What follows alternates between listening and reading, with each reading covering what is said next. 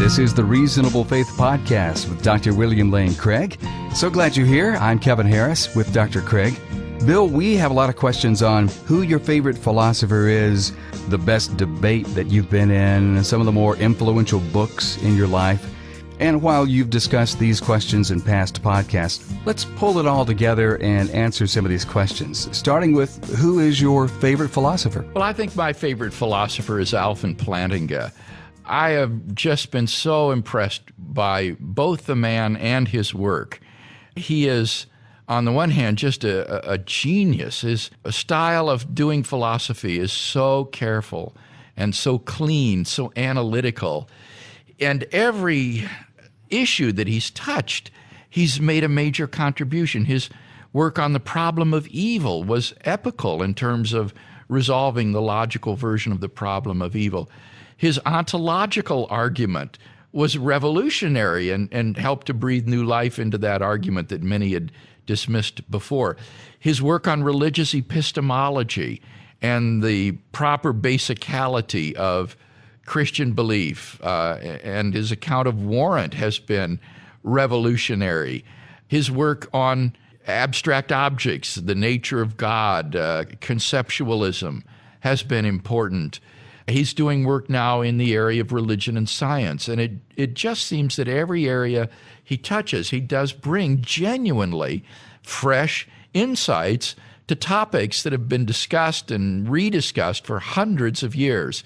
So I feel that the man is truly one of the great philosophers. I think he is like a modern-day Leibniz in our age, and it's a privilege to be alive and working in this discipline at a time when this man is alive and working. And so he is certainly my favorite philosopher in terms of his work. But I have to say that Plantinga is also incredibly gracious. He exemplifies the Christian life. He's humble, he is kind, he is charitable toward others with whom he disagrees. He's orthodox in his theology. He really does exemplify Christian character and virtues. Everybody has a Plantinga story to tell. Here's mine. When I was just getting started out as a young philosopher, I was invited to a philosophy conference in 1985 in Dallas, Texas, and Plantinga was present there as well. And I asked Plantinga if we could spend a few moments together talking about some issues. I had some questions for him, and he said, of course. And so he set aside some time in the afternoon for me to ask my questions of him, and he would respond to them. Well, while we were talking, a person from the conference came and interrupted us and said to us, "Excuse me, Dr. Plantinga, the press is here and asking to interview you."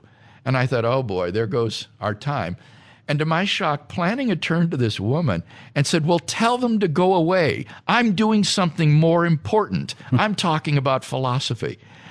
And you can imagine, Kevin, the sense of affirmation and importance that gave to me as a young philosopher, that he considered it more important to talk to me and to answer my questions than to do this interview with the press. And it just spoke volumes to me about the man's character as a Christian, that he would value other people in that way rather than self-aggrandizement and being a big name in the press and things of that sort. So Plantinga is a terrific guy, a terrific thinker. And when our little daughter Charity was born, when she was just 2 years old or so and learning to speak, I taught her, whenever anybody would ask her, to say, "Charity, who is your favorite philosopher?" She would say, "Alvin Plantinga." And they would just be bowled over because they didn't expect this 2-year-old to have an answer. She was Alvin Plantinga. Yeah. And then I would turn to Charity and I'd say, "Well, what's your favorite book, Charity?" And she'd say, "The Nature of Necessity." Yeah, there you And go. so these students would just be rocked at this little 2-year-old talking about the nature of necessity and Alvin Plantinga. So I really have appreciated his work a great deal. That's great. I wonder what it would be like to be in one of his classes, be a student. You know, I've never had that privilege. I've heard him, of course, at conferences and read his work, but I've never actually sat in one of his classes. That must be a great experience. for students at the University of Notre Dame and earlier at Calvin, where he taught. Spiritual mentor. Who's been a real spiritual influence? Obviously, Alvin Plantinga in many ways also, but let's kind of broaden the category a little bit. I really haven't had a close spiritual mentor. After I became a Christian my junior year in high school, I was never discipled per se by anybody in the way that we talk about discipleship today. I just started going to church, reading my Bible, trying to live for Christ. Had a wonderful pastor, Vernon Peterson, of the church that I was attending, and he was a role model for me. But I suppose if I had to pick one person, I guess I would say it would be Bill Bright, the late Bill Bright, founder of Campus Crusade for Christ. I always admired this man's depth of commitment to Christ, the burden of his heart for fulfilling the Great Commission, and the earnestness with which he took his Christian faith, his importance on the walking in the power of the Holy Spirit. I think Bill Bright really did exemplify for me the kind of committed Christian that I would like to be. And so, although I didn't know Dr. Bright personally, I only met him once in my entire life.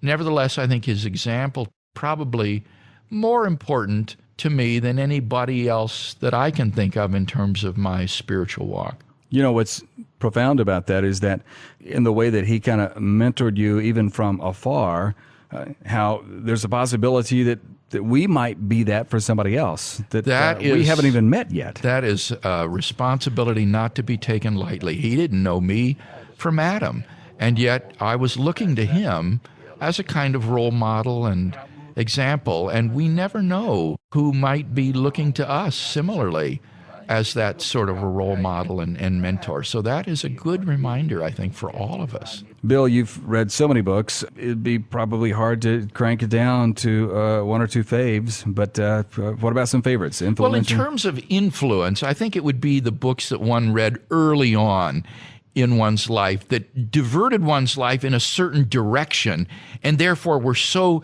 determinative and influential in the path that one's life has taken. And if we think in those terms, for me, the book would have to be, first of all, E.J. Carnell's Introduction to Christian Apologetics. Carnell wrote that book in 1948, just as evangelicalism was beginning to emerge from the fundamentalist closet and the intellectual renaissance in evangelical thought and life was beginning to take place. Carnell was a professor at Wheaton College. That was where I attended as an undergraduate. I went to Wheaton, and there were still folks around there who remembered Carnell.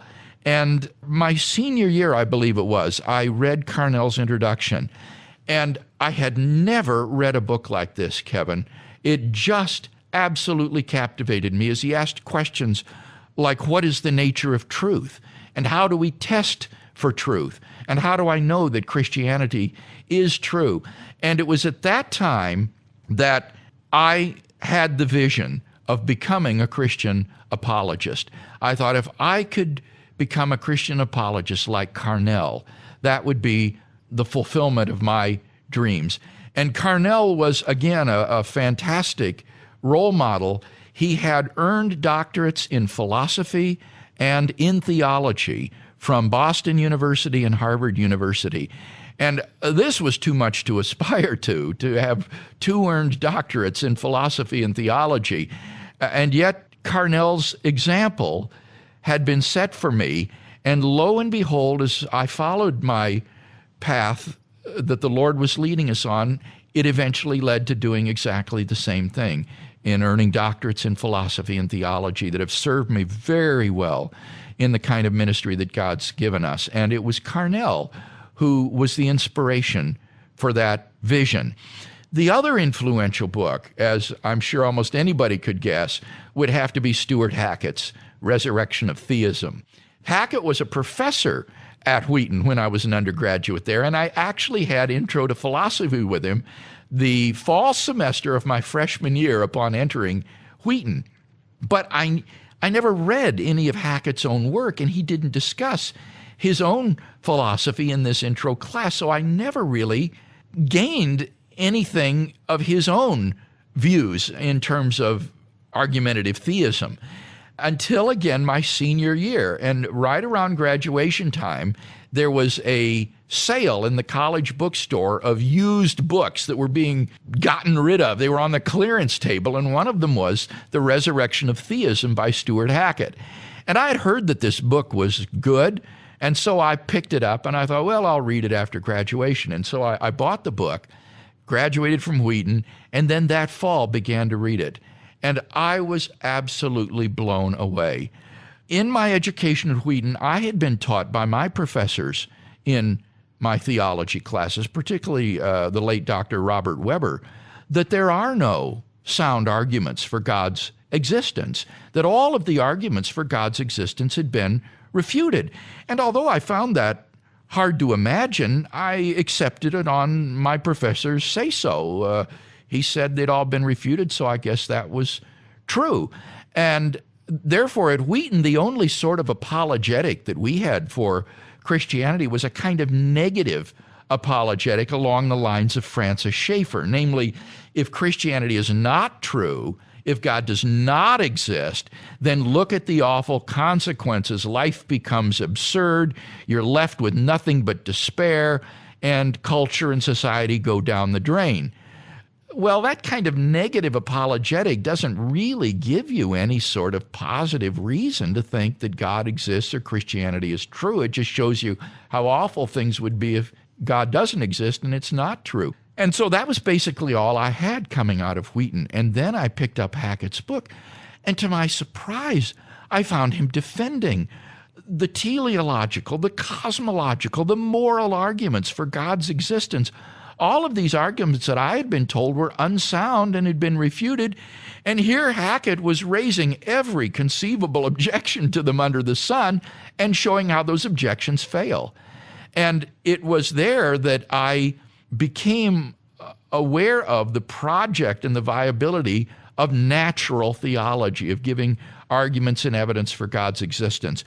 And Hackett's centerpiece of his case was this argument for the existence of God based upon the impossibility of an infinite temporal regress of events, that the universe had to have a beginning, and therefore there had to be a cause which brought the universe into being. I realize this was controversial, of course, but Hackett's arguments for it seemed persuasive to me, and I determined that I had to solve this question for myself, and that if ever I went on for advanced study in philosophy, I would make the object of my study this particular version of the cosmological argument. Well, as you know, I eventually did go on and do doctoral work in philosophy, and I wrote on the cosmological argument for God's existence, and did develop a version of the Kalam cosmological argument that Hackett had defended, which I think is sound, and which has served me very well ever since in ministry. So those two books, Carnell's Introduction to Christian Apologetics and Hackett's Resurrection of Theism, were tremendously influential books in my life. Now, you studied under John Hick, knowing that he'd be a good man to run this argument past? Yes, at that time, John Hick was one of the very few philosophers who was interested in natural theology, that is, arguments for God's existence, and was writing sympathetically about the cosmological and teleological and ontological arguments. He didn't think that these were sound arguments in the end. So in the end, he didn't judge them to go through, but he treated them very fairly and very sympathetically.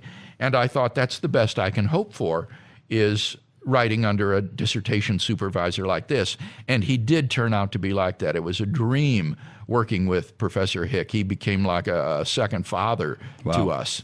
Wow. Best debate that you've been involved in? Well, you know, I've been in a lot of bad debates, Kevin, as debates go, where the opponent just doesn't have the intellectual wherewithal or the debating skills to do a very good job. And quite a number of years ago, I was feeling dissatisfied with being in these poor quality debates one after another. And I was thinking to myself, how would I fare if I came up against an opponent who was really a good philosopher and a good debater? I would love to really have a good contest like that.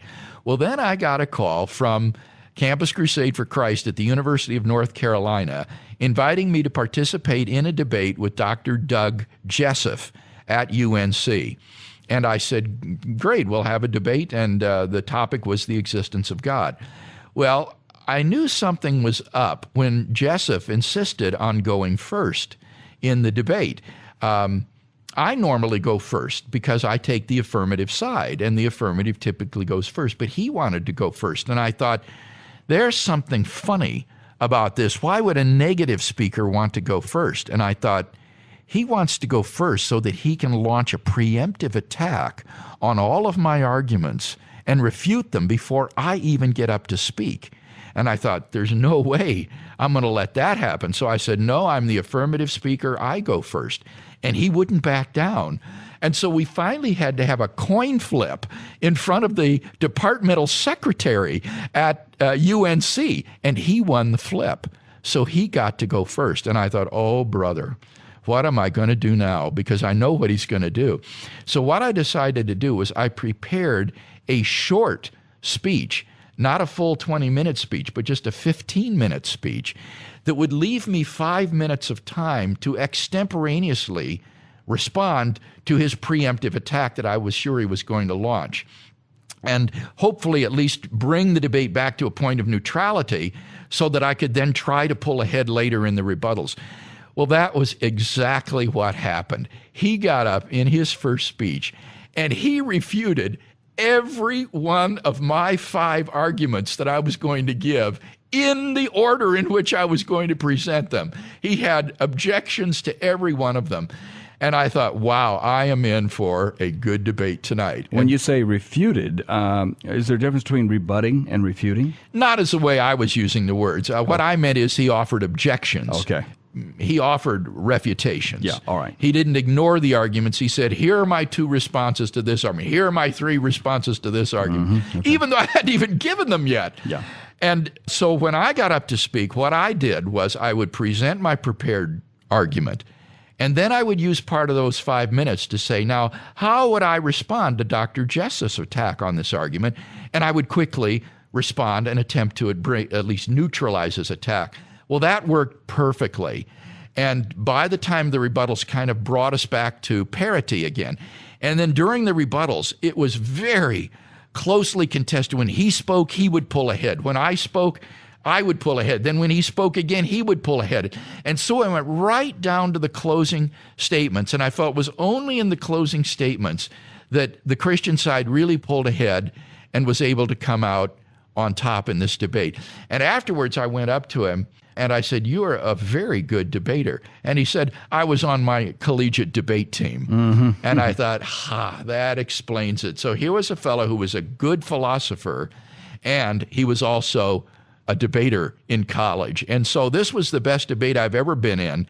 And we have a transcript of that debate, which is posted at reasonablefaith.org under the debate section. The tape of the debate was too corrupted to be able to sell as a CD. The quality was very poor, but it was good enough to transcribe. And so folks can at least read that debate if they care to. What debate do people most know you for? Which one do you think? I think it's the Willow Creek debate that I had with Frank Zindler from American Atheist, Madeleine Murray O'Hare's organization. Yeah, probably because Zondervan put that out. And exactly. It was marketed by Zondervan.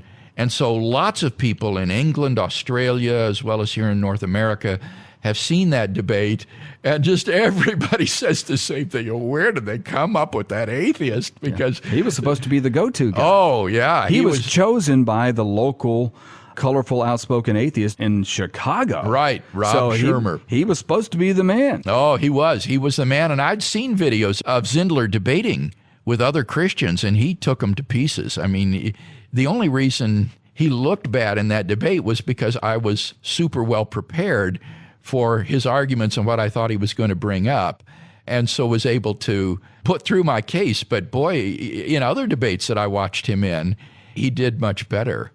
But that debate is probably the one that most folks have heard of, I think. Of all the books that you've written, which one are you most proud of?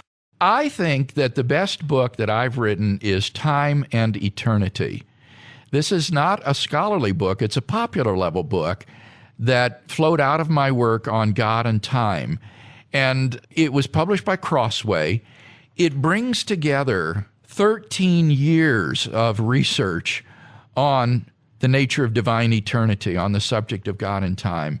So it is massively undergirded by scholarship. It handles really, really important issues respecting God and time.